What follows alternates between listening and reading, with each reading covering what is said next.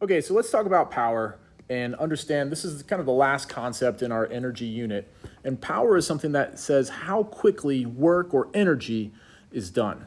And so IB gives you the equation of power equals force times velocity. So let's pull that apart and understand where we get that from. Because really something that is powerful is just able to do work quickly, where something that is not powerful maybe can do the same amount of work, but it just can't do it as quickly. So power is another way you can think of it is the rate of which work is done, which is work divided by time. And remember, work can also be thought of as energy. So how do we measure work? We measure work by saying force times my displacement, and then that would be divided by time. Now what we see here is if you look, displacement divided by time, that is just another way to measure a velocity. All right, so that's where we get force times velocity is power. This is actually the same thing. We just need to understand that work is force times displacement, and displacement divided by time is velocity. So that shows that force times velocity is power, same as energy divided by time or work divided by time.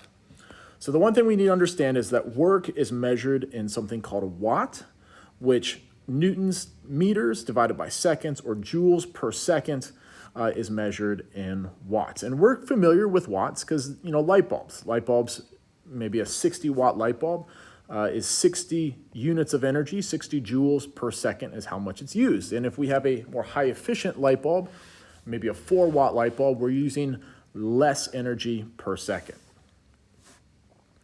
So another way that we're most commonly familiar with measuring power is horsepower. And this is actually developed by Watt himself, and he tried to relate and to demonstrate how a steam engine relates to a horse. And so a horsepower, 1 horsepower, is actually equal to the amount of 550 foot-pounds. And notice, foot is distance, pounds is a force, so Newton meters, foot-pounds per second. All right, so this is power, this is horsepower. And basically the idea was if we had a horse just walking, and here's my horse. If we had a horse just walking at a nice constant pace, how much water would they be able to lift and how quickly?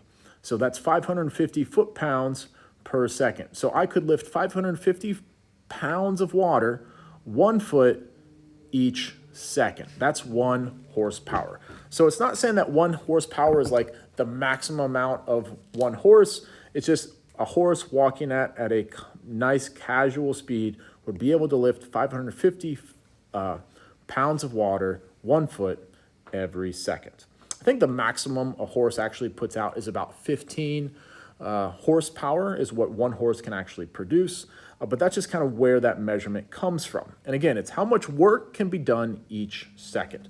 So if we think about this, right, again, we have the force of gravity here. We would have a tension force up. And every second, we would be able to lift that water 1 foot higher as long as the force of gravity is that 550 pounds, right? And that's not an SI unit, but just another way that you could measure forces. Okay, so another thing that you're actually given is you're given the conversion of kilowatt hours to joules. And so what we need to understand is how to find energy. Well, if we're given kilowatt hours, and that's usually what our house energy consumption is measured in, we know that power times time is energy because we said that power equals energy divided by time. So if we simply multiply each side by time, we're going to get power, right? And so the relationship is 1 kilowatt hour is going to be equal 3.6 times 10 to the 6 joules. So a watt is not a huge amount of work, and not a huge amount of energy. So we usually measure large amounts of energy in kilowatts, and then obviously hours is easier to measure a length of time compared to seconds. But let's look at this example here, and we'll break this apart and kind of see what this is. So initially, we're going to ask the question of just how high is this ledge? Okay, so let me walk through that. We have a 10 watt engine, which is attached to this mass of 10. kilograms, and it's going to be lifted at a constant velocity, and in 20 seconds, it's going to get to the top. So we don't know how high that is, and so that's what we're going to try to solve for, this idea of S.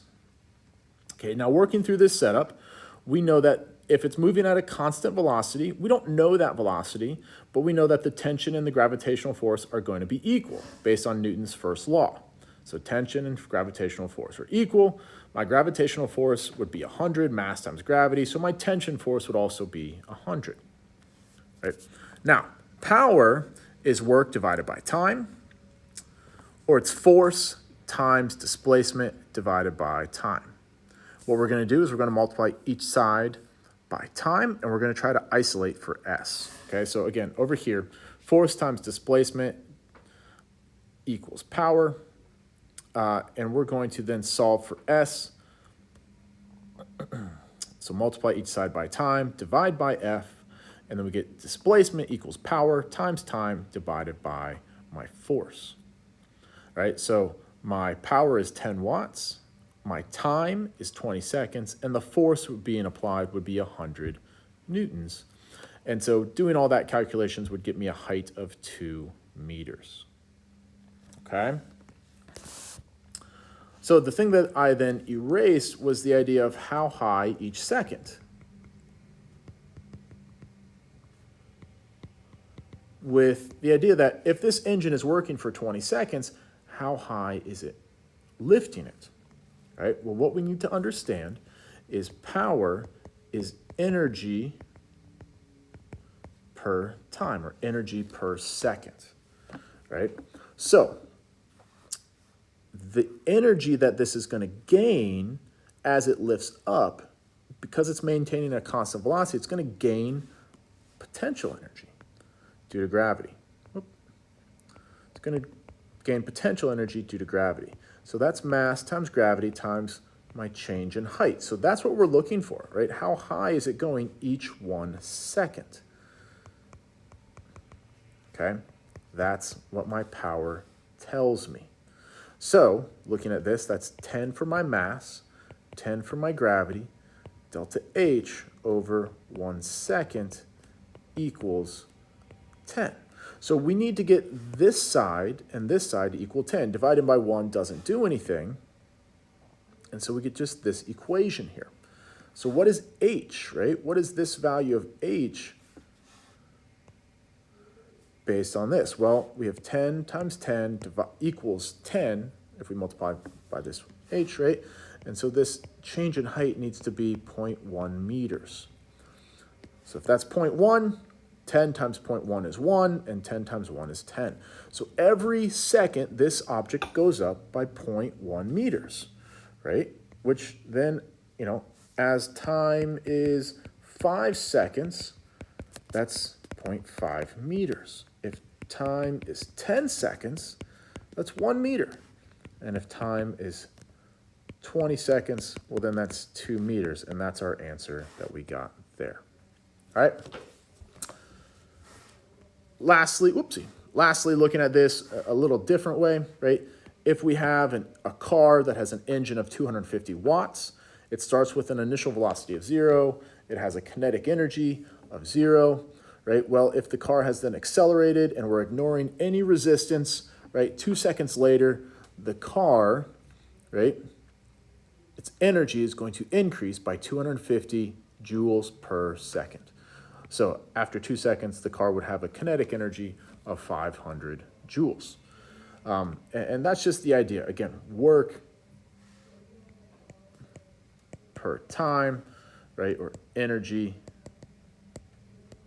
per time, right? 250 watts, 250 joules per second. So after 2 seconds, 500 joules total. All right, so that's a quick rundown of what power is and how we look at it.